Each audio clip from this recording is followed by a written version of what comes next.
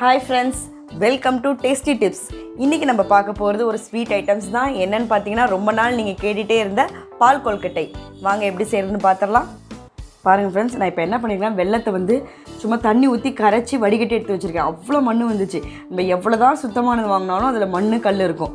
அதனால் நீங்கள் கண்டிப்பாக வந்து தண்ணி ஊற்றி கரைச்சி வடிகட்டி எடுத்து வச்சுக்கோங்க. அதே மாதிரி தேங்காய் பால் வந்து ஃபஸ்ட்டு நல்லா திக்காக உள்ளதை எடுத்து வச்சுருக்கேன், செகண்டோடதை எடுத்து வச்சுருக்கேன். அப்புறம் ஏலக்காய் பவுடர், தோலை வந்து நான் தேங்காயில் போட்டு அரைச்சிட்டேன்.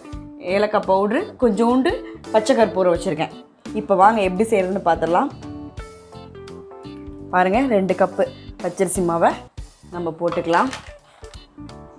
நான் 2 கப்பு போட்டிருக்கேன். இதுக்கு தேவையான அளவு உப்பு போட்டுடலாம். அப்புறம் நான் நெக்ஸ்ட்டு என்னென்னு பார்த்தீங்கன்னா, தண்ணி நல்லா கொதிக்க வச்சுருக்கேன்.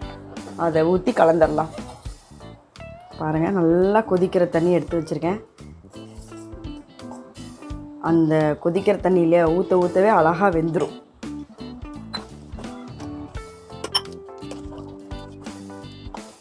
ஃப்ரெண்ட்ஸ், நல்லா இந்த மாதிரி பிசைஞ்சு வச்சுக்கணும். பிசைஞ்சிட்டு கையில் லைட்டாக எண்ணெய் தடவி உங்களுக்கு என்ன சைஸ் பிடிக்குமோ அந்த சைஸ்க்கு கொழுக்கட்டையை உருட்டிடலாம். பாருங்கள், கையில் வந்து நல்லா ஆயில் அப்ளை பண்ணி வச்சுருக்கேன். ஈஸியாக இருக்கும். அதுக்கு முன்னாடி கையை நல்லா சுத்தமாக கழுவிடணும். அதுவும் இந்த சுச்சுவேஷனில் ரொம்ப சுத்தமாக இருக்கணும். பாருங்கள், உங்களுக்கு என்ன சைஸ் பிடிச்சிருக்கோ, ரவுண்டாக இல்லை சிலிண்ட்ரிக்கல் ஷேப்பாக எது பிடிச்சிருக்கோ நீங்கள் அது மாதிரி செஞ்சுக்கலாம். பால் கொழுக்கட்டைனாலே எங்களுக்கு எந்த ஷேப் தெரியும். இருங்க, உங்களுக்கு செஞ்சு காமிக்கிறேன் நான். நீங்கள் பாருங்கள், இந்த மாதிரி தான் செய்வாங்க. செம்ம டேஸ்ட்டாக இருக்கும். உங்களுக்கு எந்த ஷேப் பிடிக்குமோ போடுங்க. நான் 2மே போடுறேன், ரவுண்டு போடுறேன், சிலிண்ட்ரிக்கல் ஷேப்பும் போடுறேன். இந்த மாதிரி ஃபுல்லாக எடுத்துகிட்டு அடுத்தது என்ன செய்யலான்னு சொல்கிறேன்.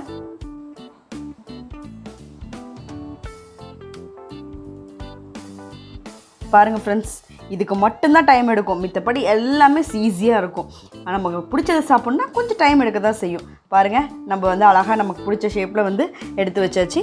இனி வந்து தண்ணி ஊற்றி கொதிக்க வச்சு இதை போட வேண்டியதான். பாருங்கள், இப்போ நான் தண்ணி ஊற்றி தண்ணியை நல்லா கொதிக்கணும். பாருங்கள் ஃப்ரெண்ட்ஸ், இப்போ நல்லா கொதிக்குது. இந்த நல்லா கொதிக்கும் போது தான் நம்ம போடணும், இல்லைன்னா கரைஞ்சிரும். இந்த சின்ன டிப்ஸ்லாம் ஞாபகம் வச்சுட்டா சூப்பராக நம்ம செஞ்சிடலாம். இப்போ நல்லா தண்ணி தக்கலா புக்கலான்னு கொதிக்க ஆரம்பிச்சிருச்சு. இப்போ நம்ம பால்ஸ் பண்ணி வச்சுருக்கோம் இல்லையா, அதை அப்படியே ஆட் பண்ண வேண்டியதுதான். ஒட்டாமல் பார்த்துக்கணும். ஒரு கரண்டி இருந்துச்சுன்னா அழகாக அதில் கூட இப்படி எடுத்து போடலாம். பாருங்கள், நம்ம எல்லோரும் என்ன பண்ணுவாங்கன்னா, வேக வச்சுட்டு அதுக்கப்புறம் ஆட் பண்ணுவாங்க. அது அவ்வளோ டேஸ்ட்டோட நம்ம இந்த தண்ணியிலையே வெந்து செய்கிறோம் இல்லையா, அது ஒரு தனி டேஸ்ட் கிடைக்கும். நல்லா கொதிக்கிறதுல போட்டாச்சு. போட்டோன்னா கரண்டியை வச்சு சக்குன்னு கிண்டக்கூடாதுங்க. ஏன்னா நம்ம போட்டதில் அப்படியே உடஞ்சிரும். ஒரு 5 மினிட்ஸ் அப்படியே விட்டுறணும். அப்படியே அந்த உருண்டை வெந்துடும். அதுக்கப்புறம் நம்ம கரண்டி வச்சு கலக்கலாம். ஃபஸ்ட்டு போட்டோன்னே என்றைக்குமே கலக்கிடக்கூடாது. கிண்டலை எதுவுமே பண்ணலாம். அப்படியே விட்டேன். இப்போ அது அப்படியே வெந்துருச்சு. இப்போ நம்ம கரண்டியை வைக்கலாம். அப்படியே ஏதாவது ஒட்டியிருக்கான்னு பார்த்துட்டு அப்படியே லைட்டாக இது பண்ணி விடலாம். எவ்வளோ அழகாக இருக்குது பாருங்கள். கரைஞ்சிருச்சோ எதுவுமே எந்த பயமும் இல்லை. சின்ன டிப்ஸ் தான், ஃபாலோ பண்ணால் சூப்பராக செஞ்சு முடிச்சிடலாம். நீங்கள் பாருங்கள், அழகாக வெந்துட்டுருக்கு. எல்லோரும் வந்து பால்லையும் செய்வாங்க. அதாவது தேங்காய் பால் ஒத்துக்காதவங்க, ரொம்ப கொலஸ்ட்ரால் இருக்குது அப்படின்னு நினைக்கிறவங்க பாலில் செய்வாங்க. ஆனால் ட்ரெடிஷ்னலாக என்ன பார்த்தீங்கன்னா, தேங்காய் பாலில் செய்கிறதா பால் கொழுக்கட்டை. பாருங்கள், இந்த ஸ்டேஜில் எவ்வளோ வெல்லம் வேணுமோ அதை நான் ஆட் பண்ண போகிறேன். நல்லா கொதிச்சிச்சு, சூப்பராக வெந்துருச்சு. இப்போ நம்ம வெல்லத்தை ஆட் பண்ணிக்கலாம்.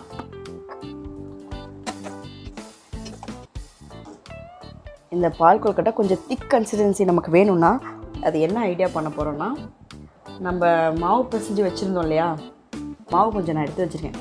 இதை அப்படியே லைட்டாக தண்ணியில் கரைச்சி இதில் ஊற்ற போகிறேன். பாருங்கள் ஃப்ரெண்ட்ஸ், நான் கரைச்சி அப்படியே இதை ஊற்றிட போகிறேன். ஒரு திக் கன்சிஸ்டன்சி நமக்கு கிடைக்கும்.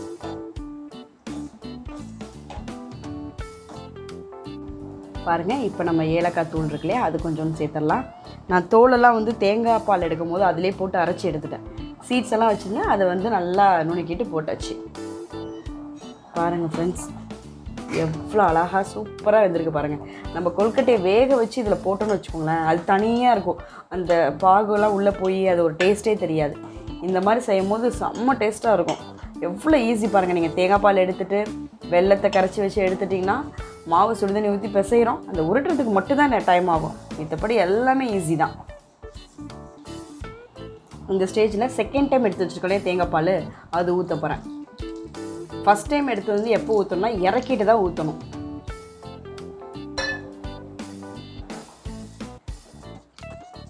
அது என்ன ஆகும்னா கொஞ்சம் நேரத்தில் அப்படியே அந்த எல்லாத்தையும் எடுத்துரும் அந்த தண்ணியெல்லாம். அதனால் இவ்வளோ தண்ணியாக இருக்கேன்னு பயப்பட வேண்டியதில்லை. நம்ம ஆஃப் பண்ணி வச்சோன்னா அப்படியே இந்த பால் கொழுக்கட்டை எல்லா இதையும் அப்படியே ஃபுல்லாக அப்சர்வ் பண்ணிடும். இறக்கிட்டு தான் நம்ம ஃபஸ்ட் எடுத்து தேங்காய் பாலை ஊற்ற போகிறோம். இதுதான் கரெக்டான கன்சிஸ்டன்சி. நம்ம அந்த மாவு கரைச்சி ஊற்றுனா பாருங்கள் எவ்வளோ திக்காகவும் இருக்குது. அந்த கொழுக்கட்டையும் நல்லா அழகாக அந்த தேங்காய் பாலில் வெந்திருக்கு. இதை ஆஃப் பண்ணிவிட்டு தான் நம்ம ஃபஸ்ட் எடுத்து தேங்காய் பால் ஊற்றணும். இப்போ அதுக்கு முன்னாடி ஒரு சின்ன மேஜிக் இன்க்ரீடியன்ஸ் இருக்குது, என்னென்னு காமிக்கிறேன். பச்சை கற்பூரம் இருக்குது இல்லையா, லைட்டாக பச்சை கற்பூரம் இங்கே பாருங்கள் எவ்வளோ குட்டியாக எடுத்துருக்கேன்னு, அதை மட்டும் லைட்டாக அப்படியே போட்டு விட்ருங்க. அது ஒரு தனி ஃப்ளேவர் கொடுக்கும்.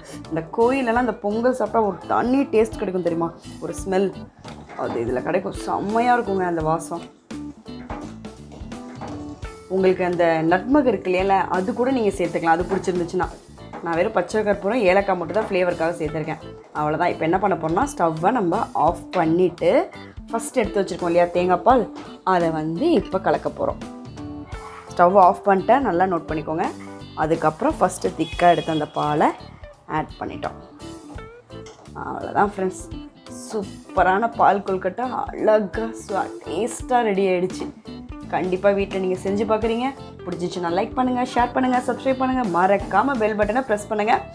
ரொம்ப நாளாக கேட்டுட்டு இருந்த சப்ஸ்கிரைபருக்கும் ஃப்ரெண்ட்ஸுக்காக நான் டெடிகேட் பண்ணுறேன் இந்த பால் கொழுக்கட்டையை.